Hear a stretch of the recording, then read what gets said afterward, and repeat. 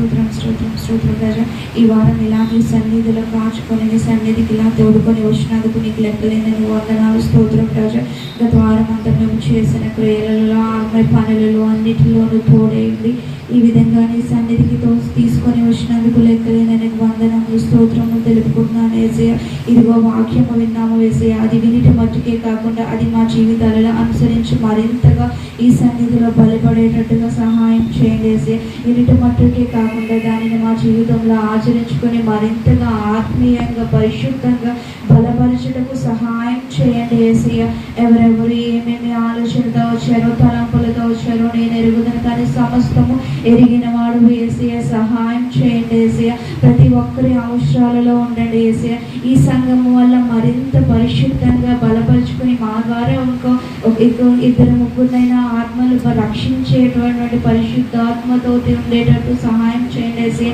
ఆత్మలను బలపరిచేటువంటి మంచి ఆలోచనలు తలంపులను కార్యములను మా హృదయాలలో జీవించండి యేసయ్య. సహాయం చేయండి యేసయ్య.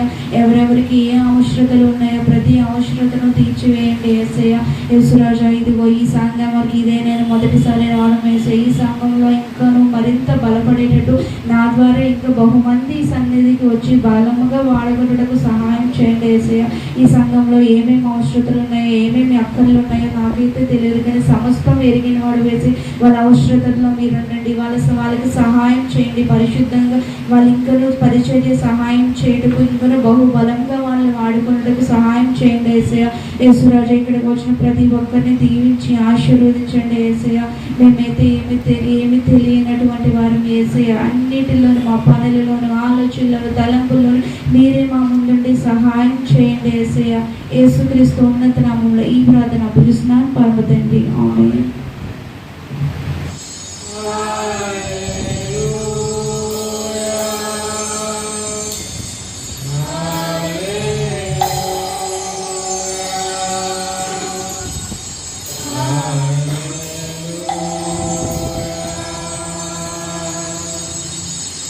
కలిసి ప్రియా యేసు రాజు అనే పాట పాడుతున్నాం.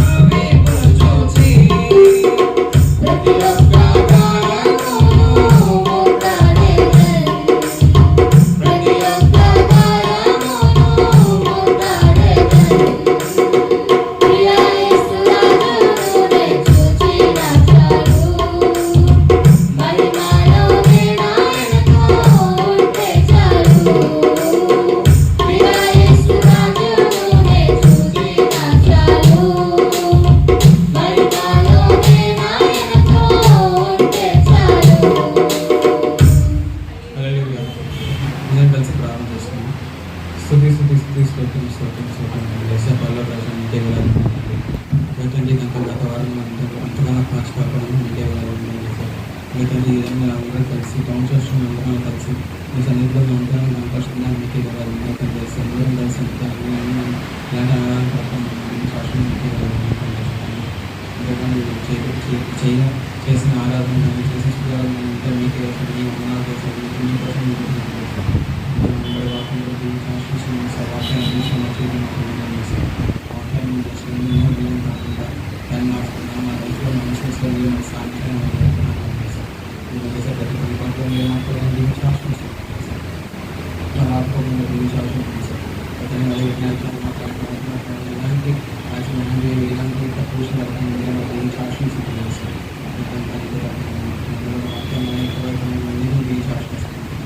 చిన్న ప్రార్థన ఆమేన్.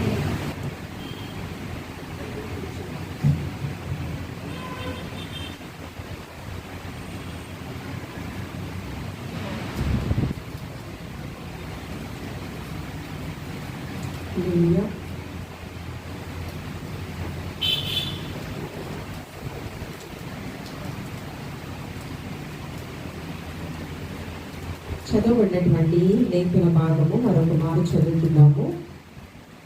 లూకాసు వార్త 11వ అధ్యాయము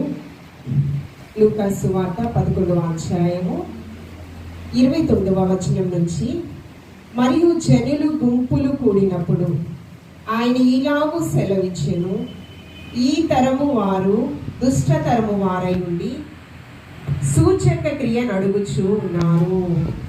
ఈ తరము వారు దుష్టతరము వారయుండి సూచక క్రియ అడుగుచూ ఉన్నారు. ప్రార్థన చేసుకుని వాక్యం మనం ధ్యానం చేసుకుందాము. ప్రేమ నమ్మకం కలిగిన మా కన్న తండ్రి, స్తుతులకు పాత్రుడా, స్తోత్రాహుడా, మా గొప్ప దేవానికి వందనాలు. చేసినటువంటి స్థుతి ఆరాధన పాదముల చెందుకు మీరు చేర్చుకుని ఉన్నారని మేము విశ్వసిస్తూ ఉన్నాము ప్రభువా. తద్వారా మీరు మహిమపరచబడి ఉన్నారని మేము నమ్ముచి ఉన్నాము ప్రభువా. నీకు స్తోత్రము. నీ వాక్యం కొరకు మేము సిద్ధపడుచుండగా ప్రభువా, నా ద్వారా మీరు పలికించేటటువంటి వాక్కులు ప్రభువా ప్రతి ఒక్క బిడ్డ హృదయములో చొచ్చుకొని ప్రభువా వాక్యానుసారమైన జీవితము జీవించినట్లు ఈ స్వరము ఎంతవరకు వినబడుచున్నదో అనేక మంది హృదయము ప్రేరేపితమయ్యి ప్రభువా నీకు స్తోత్రం. కఠినమైన మనస్సులు మెత్తని హృదయముగా మార్చబడుచు ప్రభువా, నీ వైపు ఆకర్షించుకునేటటువంటి ప్రభువా జ్ఞానమును ప్రతి ఒక్కరికి దయచేయమడుగుచూ ఉన్నాను ప్రభువా. ఈ యొక్క ఆరాధన అంతా కూడా మీకు మహిమకరంగా జరిగించుకోమని క్రీస్తు పరిశుద్ధ నామములో అడిగి వేడుకొని ప్రార్థించుచున్నాము తండ్రి, ఆమేన్. చదువుకున్నటువంటి లేఖన భాగంలో దుష్టతరము వారయుండి, యేసుక్రీస్తు ప్రభువారు సువార్త ప్రకటించే సమయంలో దుష్టతరము అంటే ఒక తరమే ఉంది. ఆ తరములో ఎంతమంది ఉన్నారు అనేది ఒక ప్రశ్నార్థకం. జన సమూహం, ఇన్ఫినిటివ్ అని దేనికి ఉపయోగిస్తాం మనము? అనంతము అనే దానికి ఉపయోగిస్తాం కదా. జన సమూహం అనే మాట ఎందుకు ఉపయోగిస్తారంటే లెక్క పెట్టలేనటువంటి మనుష్యులు అక్కడ ఉన్నారు కనుక, ఊహకు మించినటువంటి మనుష్యులు అక్కడ ఉన్నారు. అయితే జన సమూహంలో ఎవరున్నారంట? దుష్టతరము కలిగినటువంటి మనుష్యులు ఉన్నారు. వారి యొక్క మనస్సు అంతా కూడా దేవునికి ఆయాసకరమైనటువంటి క్రియలు, అసహ్యింపబడే స్థితి. మనుషులు వారి యొక్క జీవిత విధానం ఎలా ఉందంటే దేవునికి మురికి గుడ్డ వలె మనిషి యొక్క జీవితము కనిపిస్తుంది. సూచక క్రియ అడుగుచూ ఉన్నారంట. మంచి తరము వారు అడగడం లేదు, దుష్ట తరము వారు సూచక క్రియ అడుగుతూ ఉన్నారు. మనం ఆలోచన చేసినట్లయితే ఆ భారతదేశంలో 3 కోటి దేవతలు ఉన్నారు. వారందరినీ కాకుండా యేసుక్రీస్తు ప్రభువాన్ని మనం ఎందుకు ఆరాధన చేయాలి? మన పితరులు రక్షణలోనికి రాలేదు, క్రీస్తుని సొంత రక్షకునిగా అంగీకరించలేదు. కానీ మన పేరెంట్స్ మాత్రం మన క్రీస్తుని రక్షకునిగా అంగీకరించారు. వారి ద్వారా మనము కూడా క్రీస్తు శిలువ సువార్తను ప్రతిదినము వింటూ ఉన్నాము. ఆయనను రక్షకునిగా మనం స్వీకరించాం కదా. అయితే వీరు ఎలా మారారంటే క్రీస్తు శిలువ సువార్త, సత్య సువార్త, సజీవ వాక్కులు విన్న తర్వాత మార్పు చెందారు. ఈ పరిశుద్ధ గ్రంథము దేవోక్తి లేని ఎడల జనులు కట్టులేక తిరుగుదు. పరిశుద్ధ గ్రంథంలో ఉన్నటువంటి లేఖనములు మనము వింటున్నాము, వాటిని ధ్యానిస్తూ ఉన్నాము, దేవునితో సహవాసం చేస్తున్నాము కనుకనే క్రీస్తుని సొంత రక్షకుడిగా మనం అంగీకరించాం. లోక రక్షకుడైన యేసుక్రీస్తు ప్రభువారి యొక్క సుగుణముల గురించి, ఆయన జీవిత గమనము గురించి, వారు జీవించిన జీవితము గురించి మనము మన పితరుల ద్వారా తెలుసుకుని ఉన్నాం. అంతేకాకుండా అభిషక్తుల ద్వారా కూడా మనకి ప్రకటింపబడి ఉన్నది. చెడిపోయినటువంటి తలంపు కలిగినటువంటి వారు ఉన్నారు, వారందరికీ ఏమని యేసుక్రీస్తు ప్రభువారు ప్రకటింపబడుచు ఉన్నారంటే, యేసుక్రీస్తు ప్రభువారు ఒక సూచక క్రియ జరుగుతూ ఉన్నారు. యోనా ప్రవక్తలలో చిన్న ప్రవక్త అంటే జరగబోయే సంగతులను తన ప్రజలకు దేవుని ద్వారా తెలుసుకుని తన ప్రజలకు బయలుపరచువాడే ప్రవక్త. రానున్న కాలంలో దేవుని యొక్క కృప ఎలా ఉంది, దేవుని యొక్క ఉగ్రత ఎలా ఉంది అనేది ప్రవక్తల ద్వారా ముందుగా దేవుని ద్వారా తెలుసుకుని మనకు తెలియపరిచేటటువంటి వాడే ప్రవక్త. పితరుల కాలంలో మీలాంటి దుష్టతరం ఒకటి ఉంది. ఆ దుష్టతరానికి యోనా ప్రవక్త ఒక సూచక క్రియ చేశాడు ఏక దేవుని ద్వారా. యోనా ప్రవక్త గురించి మనం ఆలోచన చేసినట్లయితే సూచక క్రియ ఏ విధంగా చేశారు అనే దాని గురించి మనము బాగా తెలుసు. యోనా పట్టణస్థులకు దేవుని యొక్క మహా ఉగ్రత ఏ విధంగా వస్తుంది, యోనా ఏ విధంగా దేవుని యొక్క పిలుపుకు లోబడ్డాడు, లేకపోతే దేవుని యొక్క మహా ఉగ్రత ఎన్ని దినాలలో వస్తుందని యోనా ద్వారా ప్రకటించిన తరువాత వారు జీవితం ఏ విధంగా మార్చబడింది అనే దాని గురించి మనకి బాగా తెలుసు. ఆ కింద వాక్కులలో కూడా జ్ఞాని అయినటువంటి సలోమాను గారు మహా జ్ఞానవంతుడు. బుద్ధి జ్ఞానము సర్వ సంపదలు నీ ఎదుటే గుప్తమై ఉన్నాయి ప్రభువాని జ్ఞానాన్ని ఆశించినటువంటి జ్ఞాని అయినటువంటి సలోమాను గారు ఆ జ్ఞానముతోనే యెరూషలేము దేవాలయాన్ని భూ సంబంధమైన జ్ఞానంతో నిర్మించలేదు. దైవ జ్ఞానముతో యెరూషలేము దేవాలయాన్ని మొట్టమొదటిగా నిర్మించింది జ్ఞాని అయినటువంటి సలోమాను గారు కదా. ఆ దేవాలయాన్ని చూడడానికి ఎవరు వచ్చారంటే షేబా దేశపు రాణి సహితం వచ్చింది. ఒక రాజు మందిరాన్ని నిర్మించాడు, కానీ వేరొక దేశానికి చెందినటువంటి ఒక రాణి ఆ మందిరాన్ని చూడడానికి రావాలి అంటే చాలా తగ్గింపు ఉండాలి, చాలా మంచి మనసు ఉండాలి. అతని కంటే మించినటువంటి మందిరాన్ని నేను నిర్మించాలి. ఆ నోట ఈ నోట విన్న మాటలు సలోమాను జ్ఞానవంతుడు దేవుని యొక్క మహిమార్థమై రూపకల్పన చేశాడు అని విన్నప్పుడు ఇంకా అసూయతో ఇంతకంటే మించిన మందిరాన్ని నేను నిర్మించాలి అనుకోవాలి. ఎలా నిర్మించాడు జ్ఞానటువంటి సలోమాను ఈ మందిరాన్ని? ఆ జ్ఞానము నాకు కావాలి అని ఆ జ్ఞానాన్ని వెతుకులాటుచు ఎక్కడికి వెళ్ళింది? షేబా దేశపు రాణి సలోమాను గారి దగ్గరికి వెళ్ళిందంట. ఒక స్త్రీ, జ్ఞానము కలిగిన స్త్రీ తన కుటుంబాన్ని కట్టును. క్రైస్తవ కుటుంబాన్ని కట్టేటటువంటి ఒక బాధ్యత ఎవరికి ఇచ్చారంటే జ్ఞానము కలిగిన స్త్రీ. ఆ కుటుంబాలు ఎలా ఉండాలంట? ఆత్మీయమైన కుటుంబాలు, ఫలభరితమైన కుటుంబాలు. ఈ కుటుంబాలు కట్టబడాలి అంటే దైవ జ్ఞానం అనేది తప్పని సరి. యోనా కంటే గొప్ప ప్రవక్త ఆయన మనకి ప్రకటిస్తూ ఉన్నాడు. ఆ కాలంలో ప్రజలకు లోకరక్షకుడైన యేసుక్రీస్తు ప్రభువారు సూచక క్రియ మీరు అడుగుచున్నారు కదా, యోనా చేసిన కార్యాలు మీరు మరిచిపోయినట్లున్నారు, వాటిని మీరు జ్ఞాపకము చేసుకోండి. యోనా గ్రంథము 4:10 ఎక్కడ ఎత్తుతున్నారు? 763వ పేజీ నెంబర్ 10వ. అందుకు యెహోవా నీవు కష్టపడకుండాను పెంచకుండాను ఒక రాత్రిలోనే పుట్టి పెరిగి ఒక రాత్రిలో కానీ వాడిపోయిన ఈ సొర చెట్టు విషయంలో నీవు విచారపడుచున్నావే. ఏంటండి? నీవు కష్టపడకుండా ఒక రాత్రిలోనే ఒక సొర చెట్టు తన ప్రమేయము లేకుండానే పరమ తండ్రి ద్వారా నిర్మించబడింది. సృష్టి అంతా కూడా ఎవరి ద్వారా నిర్మించబడింది? దేవుని యొక్క మాట ద్వారా నిర్మించబడింది. కలుగును గాక అంటే కలిగాయి. సృష్టిలో ఉన్న జలచర జీవరాశులు, సృష్టిలో ఉన్న ఆకాశము, నక్షత్రములు, భూమి, దానిలో ఉన్న సమస్తము పరమ తండ్రి కలుగును గాక అంటే కలిగాయి సమస్తం. అవునా? ఆ విధంగానే ఒక సొర చెట్టు అంట దేవుని యొక్క మాట చొప్పున ఒక సొర చెట్టు మొలిచింది.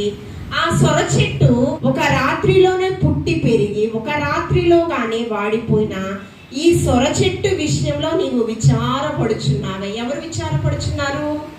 యోనా విచారపడుచు ఉన్నారు. యోనాకి కోపం వచ్చింది. ఎందుకు కోపం వచ్చిందో తెలుసా? ఆ నినివే పట్టణస్థులందరూ అంట దుష్ట తలంపులతో వారు బ్రతుకుతూ ఉన్నారు. దేవునికి ఆయాసమైన క్రియలతో వారు బ్రతుకుతూ ఉన్నారు నినివే పట్టణస్థులు. యోనా ప్రవక్త ద్వారా ఒక పిలుపు ఏమనంటే ఒక హెచ్చరిక. నీవు వెళ్ళి నినివే పట్టణస్థులను హెచ్చరించాలి. ఆ పిలుపుకు లోబడాలి ప్రవక్త కదా. యోనా గ్రంథము 1వ అధ్యాయము 1-3 చదవండి. యెహోవా వాక్కు అమితై కుమారుడైన యోనాకు ప్రత్యక్షమై ఇలాగు సెలవిచ్చెను. నినివే పట్టణస్థుల దోషము నా దృష్టికి ఘోరమాయను గనుక నీవు లేచి నినివే మహాపట్టణమునకు పోయి దానికి దుర్గతి కలుగునని ప్రకటించుము. దేవుని యొక్క మహా ఉగ్రత కలుగుతుందని నీవు వెళ్ళి ప్రకటించాలి. ప్రవక్తతో దేవాది దేవుడు మాట్లాడుచు ఉన్నాడు కదా. దేవాది దేవుని యొక్క పిలుపుకు మనము లోబడిన జీవితాలు జీవించాలి. చూడండి, పరిశుద్ధ గ్రంథంలో మనం చూస్తూ ఉన్నప్పుడు ఎఫెసీయులకు అది అలాగే ఉంచండి. ఎఫెసీయులకు రాసిన పత్రిక 4వ అధ్యాయం 2వ వచనం. మీరు పిలువబడిన పిలుపునకు తగినట్లుగా దీర్ఘశాంతముతో కూడిన ఎలాగండి? సంపూర్ణ వినయముతో. చంచలమైన మనసు కాదు. ఎలా వినయం ఉండాలంట? హార్ట్ఫుల్ గా. బాడీ ప్రెసెంట్ మైండ్ ఆబ్సెంట్ అంటారు కదా, అలా ఉండకూడదు. మన మనసు ఎక్కడో ఉంటది, మన శరీరం మాత్రం ఇక్కడే ఉంటది. ప్రాణాత్మ దేహములు దేవుని స్వాధీనంలో ఉండాలి. పిలుపుకు లోబడేటటువంటి వారు ఎలా ఉంటారంటే సంపూర్ణ విధేయత కలిగినటువంటి వారై ఉంటారని అపోస్తలుడైన పౌలు గారు ఎఫెసీ సంఘముతో మాట్లాడారు. అదే విధంగా ఈ ప్రవక్త కూడా సంపూర్ణ విధేయత కలిగి పరమ తండ్రి మాటకు లోబడి నీవు వెళ్ళి నినివే పట్టణస్థులకు దేవుని యొక్క మహా ఉగ్రత ఏ విధంగా వస్తుందో నీవు దాన్ని ప్రకటించాలి. కానీ ఈ యొక్క యోనా ఏం చేశాడో చూడండి. యోనా గ్రంథం 1వ అధ్యాయం 3వ వచనం. అయితే యెహోవా సన్నిధిలో నుండి తార్షీషు పట్టణమునకు పారిపోవలెనని యోనా యొప్పేకు పోయి తర్షీషునకు పోవు ఒక ఓడను చూచి ప్రయాణమునకు కేవు ఇచ్చి యెహోవా సన్నిధిలో నిలువక ఓడవారితో కూడి తర్షీషునకు పోవుటకు ఓడ ఎక్కాను. ఏమండి, ఒకసారి ఆలోచించేద్దాము. ఒక మంచి మాట చెప్పాలి. ఆ పరిసర ప్రాంతాల్లో అందరూ కూడా నరహత్య చేసేటటువంటి వారు, దొంగతనం చేసేటటువంటి వారు ఉన్నారు. లేకపోతే వారి నోటి చేత భయంకరమైన లోక సంబంధమైన మాటలు మాట్లాడేటటువంటి వారు ఉన్నారు. వారికి నువ్వేం చెప్పాలి? సువార్త అంటే మంచి వార్త నువ్వు చెప్పాలి. నువ్వు అలా చేయకూడదు, అది పాపము అని నువ్వు చెప్పాలి. చెప్తామా? నరహంతకులు అక్కడ ఉన్నారు, దొంగతనం చేసేటటువంటి వారు ఉన్నారు, కళ్ళము లేనిటువంటి మాటలు మాట్లాడే వాళ్ళు ఉన్నారు. కొట్టినా పడతాను కానీ అనకూడని మాట మాట్లాడితే నేను నా మనసు తీసుకోలేదండి అంటాం. అవునా కాదా? అంటామా లేదా కదా? వాళ్ళ ఆ ప్రెమిసెస్ లోకి మనం వెళ్ళడానికి ఇష్టపడతామా? యూస్లెస్. అక్కడికి వెళ్ళినా టైం వేస్ట్, మాట్లాడినా ఉపయోగం లేదు కదా. ఇలా చాలా మాట్లాడతాం. అప్పుడు యోనా ప్రవక్త కూడా ఏమని అనిపించిందంటే యూస్లెస్ అనుకున్నాడేమో. నినివే పట్టణస్థులకు వెళ్ళి ఈ ఉగ్రత వస్తుంది, మీ యొక్క ప్రవర్తన సరి చేసుకోండి అని ఆలోచన వచ్చిందేమో అని మనకు వస్తుంది తలంపు. అవునా? మనకు అదే తలంపు వస్తుందా? కానీ యోనాకు వచ్చిన తలంపు ఎలాంటిదో చూడండి. యోనాకంట కోపం వచ్చిందంట. తర్షీషుకు వెళ్ళడానికి కారణము మనం బాహ్యంగా మన ఆలోచన చొప్పున మనము ఆలోచన చేస్తాం, మన జ్ఞానం చొప్పున కదా. మనం ఇలాంటి క్రూరమైన మనుషుల దగ్గర వెళ్ళడానికి ఇష్టపడకపోవడానికి రీజన్స్ ఇవ్వండి అని మనం చెప్తాం కదా. ఈ యొక్క యోనా కూడా అందుకే వెళ్ళలేదని మనం అనుకుంటాం. కానీ ఎందుకు వెళ్ళలేదు అని పరిశుద్ధాత్మ దేవుడు పరిశుద్ధ గ్రంథంలో రాశాడు. చూడండి 4వ అధ్యాయం 1వ వచనం నుంచి. యోనా దీనిని చూచి బహు చింతాక్రాంతుడై కోపగించుకొని, యెహోవా, నేను నా దేశమందుండగా ఇట్లు జరుగునని నేను అనుకుంటుని కదా, అందువలననే నీవు కటాక్షమును జాలియును బహుశేంతమును అత్యంత కృపయు గల దేవుడయుండి పశ్చాత్తాపపడి కీడు చేయక మానుదువని నేను తెలుసుకొని దానికి ముందుగానే తార్షీషుకు ఏం తెలుసుకున్నాడంట, ఏమి ఎరిగి ఉండి ఎక్కడికి వెళ్ళాడని చెప్తున్నాడు.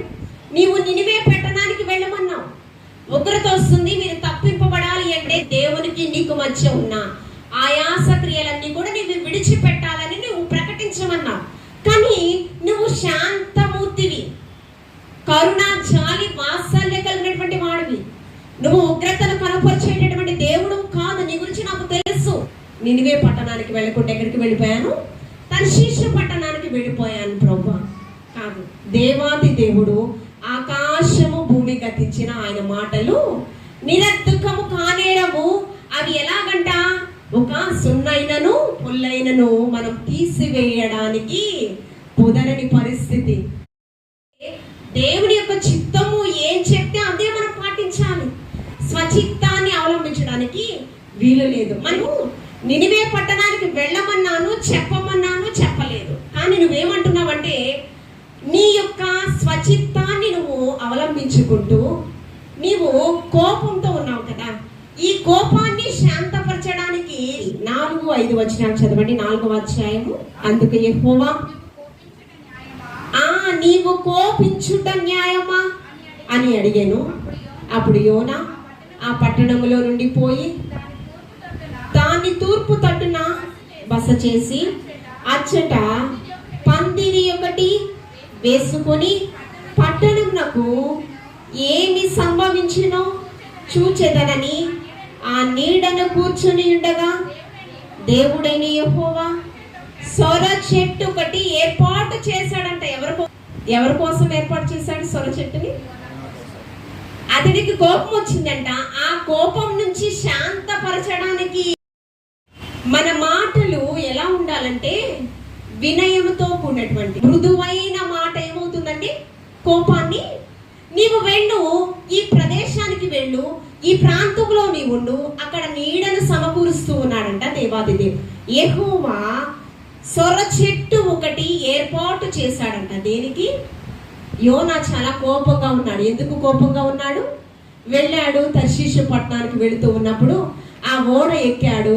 ఓడలో ఏం చేశాడు, ఒక పెద్ద తిమింగళము మింగేసింది. ఆ తిమింగళంలో ఎన్ని దినాలు ఉన్నాడండి? 3 దినాలు ఉన్నాడు కదా. 3 దినాలు తిమింగళంలో కూడా ఒక సజీవుడుగా ఉన్నాడు. అంటే సృష్టి, అంటే సృష్టిలో ఉన్న జలచర జీవరాశులు, సృష్టిలో ఉన్న సమస్తము దేవుని యొక్క మాటకు లోబడింది. ఇక్కడ తిమింగళము కూడా దేవుని యొక్క మాటకు లోబడింది. ఎవరు? సృష్టి దేవుని యొక్క మాటకు లోబడింది, కానీ యోనా మాత్రం దేవుని మాటకు లోబడలేదు. కానీ తిమింగళానికి ఒక హెచ్చరిక, నీ కడుపులో ఉంది, నీవు మృంగిన వ్యక్తి సామాన్యమైన వ్యక్తి కాదు, ఒక ప్రవక్త కదా. ఆ ప్రవక్తకి ఎటువంటి హాని నీవు చేయడానికి వీలు లేదని ఎవరికి చెప్పాడో తెలుసా? నోరున్నటువంటి మనిషికి, అవయవాలు ఉన్నటువంటి మనిషికి కదా, మంచి మనసు ఉన్నటువంటి మనిషికి చెప్పలేదండి, మోగ జీవికి. ఎవరికి చెప్పాడు? ఒక మోగ జీవి దేవుని యొక్క మాటకు లోబడింది. కానీ ప్రాణాత్మ దేహములు దేవుని వశంలో ఉండాలి. జీవాత్మను ప్రవేశపెట్టిన దేవునికి యోనా లోబడలేదండి. ఇక్కడ తిమింగళము కడుపులో 3 దినాలు ఉన్నప్పుడు సజీవుడుగా ఉన్న యోనా ఏం చేశాడో చూడండి. తిమింగళము అతను మింగిన వేసిన పరిస్థితి, లేకపోతే ఓడలో నిద్రపోతూ ఉన్నప్పుడు ఓడ నావికుడు, ఓడలో ఉన్న ప్రజలందరూ కూడా తమకున్నటువంటి 1 కోటి దేవతలను ఆరాధన చేస్తూ ఉన్నప్పుడు యోనా మాత్రం సజీవుడైన దేవుని మాత్రము మరిచిపోయి నిద్రావస్థలో ఉన్నాడు. అందుకేమని మాట్లాడుతూ ఉన్నాడు? ఈ వాక్యం మనం చూసుకుందాము. 1వ అధ్యాయం 6వ వచనం. ఓడనాయకుడు అతని యుద్ధకు వచ్చి, ఓయి నిద్రపోతా, నీకేమి వచ్చినది? లేచి నీ దేవుణ్ణి ప్రార్థించుము, మనము చావకుండా ఆ దేవుడు మన యందు కనికరించునేమో. వారందరూ కూడా ప్రార్థిస్తూ ఉన్నారు, కానీ యోనా మాత్రం నిద్రావస్థలో ఉన్నాడు. ఫలితంగా దేవుని యొక్క కోపము ఆ యొక్క తిమింగళము అతన్ని మింగివేసిన పరిస్థితి, తిమింగళానికి దేవాతి దేవుడు ఏ విధంగా ఆజ్ఞాపించాడు, ఆ సజీవుడుగా ఉండి ఆ యొక్క చేప కడుపులో నుండి యోనా ఏ విధంగా ప్రార్థిస్తూ ఉన్నాడో చూడండి. 2వ అధ్యాయము 1వ వచనము. ఆ మత్స్యము కడుపులో నుండి యోనా యెహోవాను ఇలాగు ప్రార్థన చేశాను. యోనా ప్రార్థన చేశాడంట. ఎక్కడి నుంచి ప్రార్థన చేశాడు? ఆ తిమింగళము కడుపులో నుండే ప్రార్థన చేశాడంట. నేను ఉపద్రవములో నుండి యెహోవాకు మనవి చేయగా ఆయన నాకు ప్రత్యుత్తరం ఇచ్చాను. ఆయన ప్రార్థన చేసినప్పుడు యోనా కడుపులో నుంచి సురక్షితంగా క్షేమంగా ఎక్కడికి వచ్చాడండి? సముద్రం ఒడ్డుకు కక్కివేసినది తిమింగళం. కానీ సజీవుడుగా ఎటువంటి హాని కలగకుండా యోబు భక్తుడుకు అనేకమైన శ్రమలు వచ్చినాయి. శ్రమలలో తన జీవితాన్ని తీసుకువెళ్ళాడు కదా. పరలోకం నుంచి అపవాది శోధిస్తూ ఉంది. యోబుకి అన్ని ఆశీర్వాదాలు ఇచ్చావు కదా, నిన్ను వెంబడించకుండా ఏం చేస్తావు, నిన్ను హత్తుకోకుండా ఏం చేస్తాడు అన్నప్పుడు భూ సంబంధమైన ఆశీర్వాదం అన్ని తీసేశాడు. బిడ్డలు చనిపోయారు, ఆస్తి పోయింది కదా. కానీ తన ప్రాణము తీయడానికి నీకు ఎటువంటి అధికారం లేదని అపవాదిని హెచ్చరించడం అనేది జరిగింది. కానీ అతను బ్రతికుండడానికి ఆనవాళ్ళు ఏమీ లేవు. యోబు, నేను బ్రతికుండాలి అంటే నా బిడ్డల కొరకు, నా భార్య కొరకు, లేకపోతే నాకు ఆస్తి ఉంది, నా స్నేహితులు ఉన్నారు, అందరు ఉన్నారు, పోనీ నన్ను ఓదార్చడానికి నాకు వీరున్నారు అనడానికి ఎవరు లేరండి. బిడ్డలు అసహించుకుంటున్నారంట, స్నేహితులు అసహించుకుంటున్నారంట. భార్య భయంకరమైన కుష్టి వ్యాధిగ్రస్తుడై ఆ యొక్క బూడిద రాసుకుంటూ దురద వస్తూ ఉన్నప్పుడు అప్పుడు కూడా దేవాతి దేవుని స్తుతిస్తూ ఉన్నాడంట. చచ్చిపోయి ఈ స్థలం నుంచి వెడలిపో అని తన భార్య మాట్లాడుతూ ఉన్నప్పుడు దేవుని ఎదుట నుంచి ఆశీర్వాదాలే పొందుకోవాలా, కీడు అనుభవించడానికి ఏమాత్రము తగని వారమా అంటూ ఉన్నాడు కదా. అంటే ఆ పరిస్థితిలో కూడా దేవుణ్ణి మరిచిపోయి బ్రతకలేదు యోబు భక్తుడు కదా. ఇక్కడ కూడా యోనా భయంకరమైన పరిస్థితి, నేను బ్రతుకుతానో లేదో అనే సందిగ్ధంలో ఆలోచనలో పడాలి. కానీ యోనా ఆలోచన చేస్తూ ఉన్నాడు, మరణంపై అధికారము కలిగినటువంటి వాడు నా త్రియేక దేవుడు కదా. జీవ మరణములు ఎవరి ఆధీనంలో ఉన్నాయంటే దేవుని ఆధీనంలో ఉన్నాయి అని విశ్వసించాడు, ప్రార్థించాడు. ప్రార్థన చేసిన వెంటనే సురక్షితంగా రావడం జరిగింది. అక్కడ నుంచి మరలా తన మనోనేత్రాలు వెలిగించబడి ఎక్కడికి వెళ్ళిపోయాడు? నినివే పట్టణానికి వెళ్ళాడు, ప్రకటించాడు. 40 దినాల్లో దేవుని యొక్క మహా ఉగ్రత రాబోచున్నదని ప్రకటించాడు. ఇక నినివే పట్టణస్థులందరూ కూడా రాజుతో సహా, ఎవరు నినివే పట్టణంలో ఉన్న ప్రతి ఒక్కరు చిన్న బిడ్డలతో సహా, అంతేకాకుండా మూగ జీవులతో సహా, గొర్రెలు మేకల మందలతో సహా అన్నపానాలు పుచ్చుకొనకుండా ఏం చేశారంట? బూడిద రాసుకుని గోనె పట్ట కట్టుకుని విజ్ఞాపన ప్రార్థన చేస్తూ ఉన్నారంట. 51వ సంకీర్తన 17వ వచనం. విరిగి నలిగిన మనస్సే దేవునికి ఇష్టమైన బలి అర్పణ. విరిగి నలిగిన మనస్సుతో హృదయంతో ప్రార్థించేటటువంటి వారిని దేవాది దేవుడు అలక్ష్యము చేయడు. నినివే రాజులకు వినబడి అతడు తన సింహాసనముల మీద నుండి దిగి తన రాజ వస్త్రములు తీసివేసి గోనె పట్ట కట్టుకుని బూడిదలో కూర్చుండెను. మరియు రాసైన తానును ఆయన మంత్రులను ఆజ్ఞేయగా, ఒకవేళ దేవుడు మనస్సు త్రిప్పుకొని పశ్చాత్తాప్తుడై మనము లయము కాకుండా తన కోపాగ్ని చల్లార్చుకొనును గనుక మనుష్యులు ఏదియు పుచ్చరుకొనకూడదు. పశువులు గాని, ఎద్దులు గాని, గొర్రెలు గాని మేత మేయకూడదు, నీళ్లు త్రాగకూడదు. వారు చేసినటువంటి వినయ విధేయతలతో కూడినటువంటి పశ్చాత్తాప ప్రార్థన ఏమైందో చూడండి. 10వ వచనము. వినయ విధేయతలతో కూడినటువంటి పశ్చాత్తాప ప్రార్థన ఎవరికి పశ్చాత్తాపం కలిగించిందంట? పరమ తండ్రికే పశ్చాత్తాపం కలిగించిందంట. చూడండి 10వ వచనం. ఈ నినివే వారు తమ చెడు నడతలను మానుకొనగా వారు చేయుచున్న క్రియలను దేవుడు చూచి పశ్చాత్తాప్తుడై వారికి చేయుదునని తాను మాట ఇచ్చిన కీడు చేయక మానెను. దేవుడంతా జరిగిన ఆ యొక్క యథార్థ సంఘటనను చూచి యోనాకు కోపం వచ్చింది. ప్రభా, నువ్వు ఇలా చేస్తావని తెలుసు, నువ్వు చాలి కరుణ వాత్సల్యం కలిగినటువంటి వాడివి, నినివే పట్టణస్థులు నీ ఉగ్రత పాలు అవ్వరని నాకు తెలుసు, అందుకనే నేను ముందుగా అక్కడికి వెళ్ళలేదు ప్రభువా అని చెప్పాడు. దానికి కోపమును శాంతి పరచడానికి దేవాది దేవుడు ఏం చేశాడంటే, ఎవరి ప్రమేయం లేకుండా ఆయన నోటి మాట ద్వారానే ఒక స్వర చెట్టును కలుగ చేశాడంట. ఆ స్వర చెట్టును చూసి యోనాకి చాలా సంతోషం అనిపించిందంట. ఉన్నటువంటి కోపం అంతా ప్రశాంతంగా మారిపోయిందంట. మరొక దినం చూసేటప్పటికి ఆ సొర చెట్టు ఎండిపోయిందంట. ఎండిపోయిన సొర చెట్టుని చూసి యోనాకు చాలా బాధ వేసిందంట. ఆ సొర చెట్టు యోనా ప్రమేయంతో వచ్చిందా? యోనా ప్రమేయంతో ఎండిపోయిందా? లేదు కదా. అందుకనే ఆయన పలికినటువంటి మాట ఏమని మాట్లాడారంటే 10వ వచనము, అందుకు యెహోవా నీవు కష్టపడకుండాను పెంచకుండాను ఒక రాత్రిలోనే పుట్టి పెరిగి ఒక రాత్రిలోనే వాడిపోయిన ఈ సొర చెట్టు విషయంలో నువ్వు విచారణ పడుచున్నావే. మరి నినివే పట్టణస్థుల గురించి నేను ఎంత దుఃఖపడతాను యోనా, నువ్వు ఆలోచన చేస్తావా? ఈ నినివే పట్టణస్థులు ఎవరి ద్వారా సృజింపబడ్డారు? నీ ద్వారా కాదు, నీ ద్వారా సృజించబడలేదు. ఈ నినివే పట్టణస్థులు నాశనం అయిపోతే పర్లేదులే, మనకేముంది అనుకోవడానికి. దేవాది దేవుడు ఆయన పోలికలు, ఆయన స్వారూప్యమందు నేల మంటి నుంచి మనిషిని నిర్మించి నాసికారంధ్రంలో జీవవాయువుగా నరుడు జీవాత్మ ఆయను. వారిని పరలోకం నుంచి ఆశీర్వదించాడు. మీరు ఫలించాలి, అభివృద్ధి పొందాలి, విస్తరించాలి, భూమిని మీరు స్వతంత్రించుకోవాలని ఆకాశం నుంచి ఒక మొదటి సంఘం అయినటువంటి ఆదాము అవ్వమ్మలు మొదటి సంఘము, ఎక్కడ 2-3 కూడి నా నామమును ఉంటారో వారి మధ్య నేను ఉంటానని వాగ్దానం ఇచ్చాడు దేవాది దేవుడు కదా. వారి దగ్గర నుంచి వచ్చినటువంటి తరము వారే ఈ నినివే పట్టణస్థులు కదా. వారి నాశనం అయిపోతే నీకేం కాదు, కానీ ఆ బాధ నాకేనయ్యా, అందుకనే బాధపడుచు ఉన్నాడు వచనం.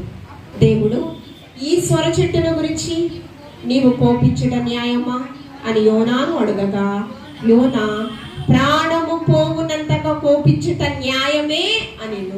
మనము కష్టార్జితము శక్తికి మించిన కొలది ప్రయాసపడుతూ, జీవనోపాధి కొరకు ప్రయాసపడుతూ, మన బిడ్డల పోషణ కొరకు కావచ్చు, భార్య భర్తలు ఇరువురు కూడా సమానంగా కష్టపడుతూ చదివిస్తున్నారు.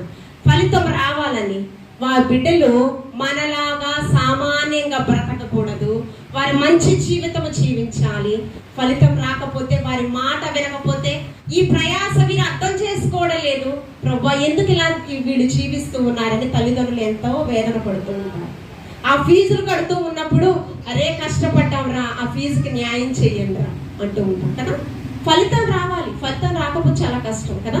మరి ఆయన పోలికలో ఆయన స్వారూప్యమందు నిర్మించుకున్న ప్రజలు కేవలం దేవుని యొక్క మహిమార్థమై జీవించాలి. ప్రతి ఒక్క మానవుడు ఆ పరమ తండ్రి మహిమార్థమై జీవించాలి. మనం సొంత పనుల కొరకు ఈ భూమి మీద నిర్మింపబడిన వారము కామండి కదండి. అతని ప్రమేయం లేకుండా ఏర్పాటు చేయబడినటువంటి ఆ చెట్టు కొరకు ఎంతగానో బాధపడుచు ఉన్నాడు. మరి లోకరక్షకుడైన యేసుక్రీస్తు ప్రభువారు మనల్ని ఏ విధంగా కొనబడి ఉన్నాడు? 1 కొరింథీయులకు రాసిన పత్రిక 6వ అధ్యాయము 20వ వచనం, విలువ పెట్టి కొనబడిన వారు గనుక నీ దేహముతో దేవుణ్ణి మహిమపరచబడాలి. ఆ విలువ ఏంటి?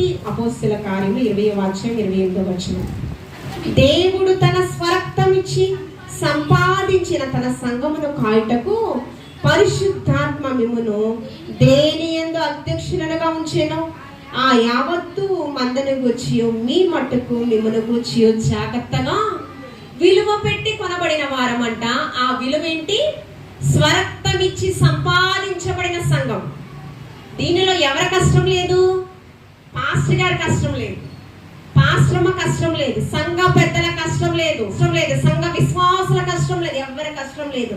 క్రైస్తవ సంఘాలు అన్ని ఏర్పాటు చేయబడ్డాయి అంటే దేవుని యొక్క చిత్తము ప్రణాళికలో మాత్రమే ఏర్పాటు చేయబడ్డాయి. కార్యసిద్ధి కలుగచేవాడు ఆయన మాత్రమే. 14 సంఘములను స్థాపించిన అపోస్తులుడైన పౌలు గారు ఏం మాట్లాడుతూ ఉన్నారంటే, ఈ యొక్క సంఘాలు ఎవరి సంఘాలంటే క్రీస్తు సంఘాలంట. తిమోతితో మాట్లాడతాం, ఒకరు పౌలు వాడని, అపోలో వాడి అని, కేఫా వాడని అంటూ అంటూ ఉన్నారు, నేను మాత్రము క్రీస్తు వాడను. కేవలం క్రీస్తు రక్తము చేత కడుగబడిన సంఘాలు మాత్రమే. ఈ యొక్క భూమి మీద ఎన్ని సంఘాలు ఉన్నాయో, ఎన్ని డినామినేషన్స్ ఉన్నాయో అన్ని కూడా ఒక దినాన క్రీస్తు రాకడలో సార్వత్రిక సంఘముగా ఎత్తబడవలసిన అవసరము ఉంది. కాబట్టి రక్షింపబడిన మనము ఏం చేయాలంటే, చూడండి ఒక వాక్యం మనం చదువుకుందాం. యూదా పత్రిక 1వ అధ్యాయము 23వ వచనం. సందేహింపబడి వారి మీద కనికరింపబడి ఏం చేయాలంట, అగ్నిలో నుంచి లాగినట్లు కొందరిని రక్షించండి. శరీర సంబంధమైన వారిని అపవిత్ర ప్రవర్తనకు ఏమాత్రము నొప్పుకొనక దాన్ని అసహించుకొనుచు భయముతో కొందరిని కరుణించాలంట. ఏం చేయాలి, శరీర సంబంధమైన పాపముల్లో కొంతమంది జీవిస్తూ ఉంటారు కదా, వారిని మనం ఏం చేయాలంట, కరుణించి దేవాది దేవుడు మన పట్ల ఎలా జాలి చూపించాడు, నినివే పట్టణస్థుల మీద ఏ విధంగా జాలి చూపించాడు, కరుణ చూపించాడు, ఆ విధంగా మనల్ని కూడా ఆయన కరుణ చేత ఉచితమైన కృప వలన మాత్రమే మనము ఈ యొక్క రక్షణను స్వీకరించబడ్డాము. క్రీస్తు యొక్క రక్షణ ఉచితముగా మనం పొందుకున్నాం. కారణం ఒకటే రీజన్, కృప. అర్హత లేని వారిపైన చూపించేదే కృప కదా. మనము కూడా ఈ కరుణ కలిగిన మనము, ఈ కృప పొందుకుని రక్షణ కలిగిన మనము ఈ రక్షణ గురించి ఎవరికి పరిచయం చేయాలంట, అగ్ని పాపములో ఉన్నటువంటి వారిని, శాపములో ఉన్నటువంటి మరణ కూపములో ఉన్నటువంటి వారిని. అందుకని విలువ పెట్టి కొనబడిన మీరు పాపానికి దాసులు మీరు కాకూడదు. ఎవరికి, దేవునికి దాసులుగా ఉండాలి. దేవునికి దాసులుగా ఉంటూ దేవుని పనిలో మనము పాలి భాగస్థలము అవ్వాలి. కాబట్టి స్వరక్తం ఇచ్చి సంపాదించిన సంఘము కొరకు మనం ఇచ్చినటువంటి రక్షణ చాలా జాగ్రత్తగా కాపాడుకుంటూ పాపములో శాపములో ఉన్నటువంటి ప్రజలను, శరీరేచ్ఛలకు లోనైపోయి బ్రతుకుతున్న ప్రజలను కరుణ చేత పొందుకున్న, రక్షణ పొందుకున్న మనమందరము కూడా ఏం చేయాలి, వారికి దేవుని యొక్క సజీవమైన మాటలు, సిలువ సువార్తను ప్రకటిస్తూ అగ్నిలో నుంచి లాగినట్లు కొన్ని ఆత్మలైన ప్రభు సన్నిధానంలోనికి మనము నడిపిస్తే క్రియాత్మకమైన జీవితం మనము జీవించడం. క్రియలు లేని విశ్వాసము మృతం.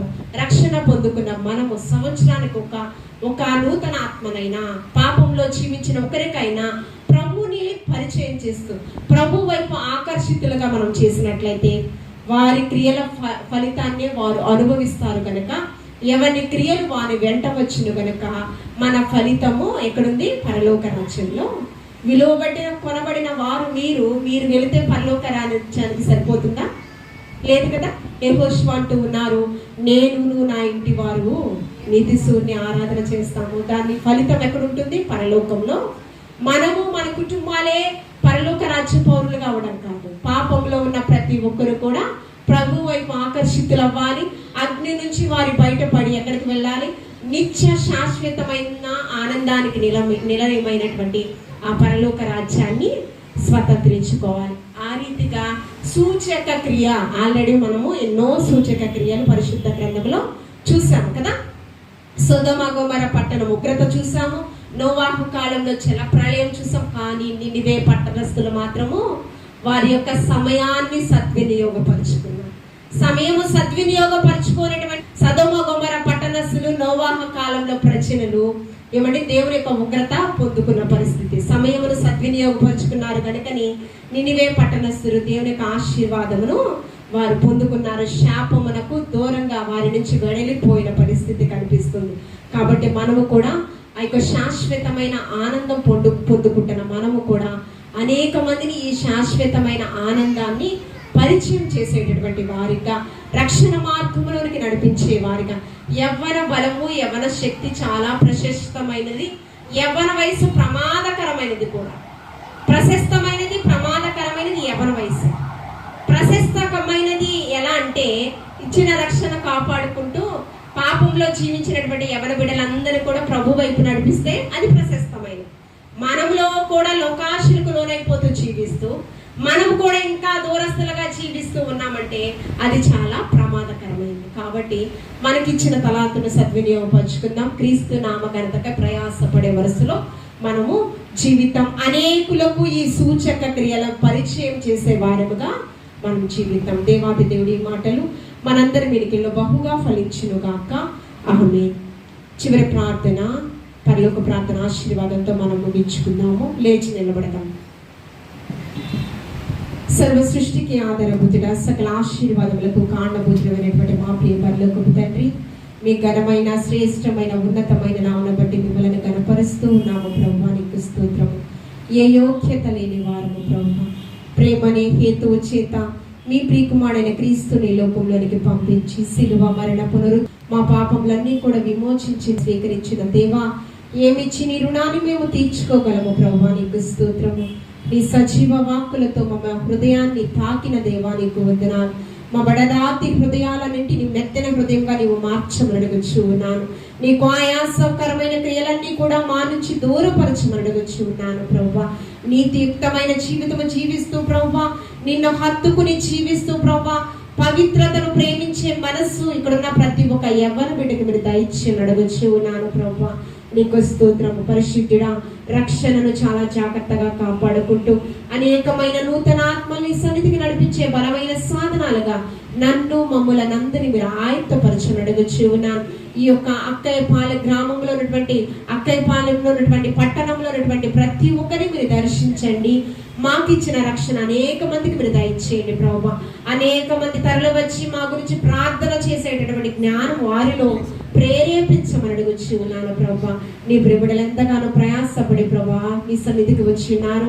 ఆ ప్రయాస అంతటిలో సఫలీకృతం రెండింతల ఆశీర్వాదానికి యోగ్యులుగా వీరందరినీ మీరు ఎంచమని నా నోటి మాటలు మా అందరూ హృదయాన్ని ధ్యానము మీ దృష్టికి అంగీకారయోగ్యంగా చేసుకోవమని క్రీస్తు పరిశుద్ధ నామంలో అడిగి వేడుకొని ప్రార్థించుచున్నాము తండ్రి.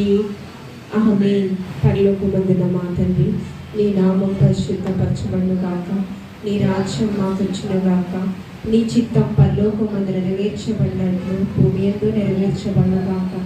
మాకు కావలసిన ఆహారం నేడు మాకు దయచేయండి. మా రుణస్థులు మేము క్షమించిన ప్రకారం వారు క్షమించు. మమ్మల్ని శోధనకి కీడు నుంచి తప్పించు. ఎందుకంటే రాజ్యము బలము మహిమ నిరంతరం నీవైనావు తండ్రి. ఆమేన్. తండ్రి కుమార పరిశుద్ధాత్మ త్రికదను వింటూ దీవెను ఇప్పుడు ఎల్లప్పుడూ సదాకాలము వచ్చినటువంటి యవన బిడ్డలందరిపైన వారి వారి కుటుంబాలపైన మరి ముఖ్యంగా నీ సన్నిధానంలో ఈ దినం వచ్చినటువంటి సోనియా సిస్టర్ వారి యొక్క కుటుంబము పైన, ఇక్కడ అక్కయ్యపాలెంలో ఉన్నటువంటి ప్రతి ఒక్క గడప పైన, ప్రతి ఒక్క కుటుంబం పైన, సకల పరిశుద్ధుల పైన సదాకాలం నిలిచి తోడైండును కాక. ఆమేన్.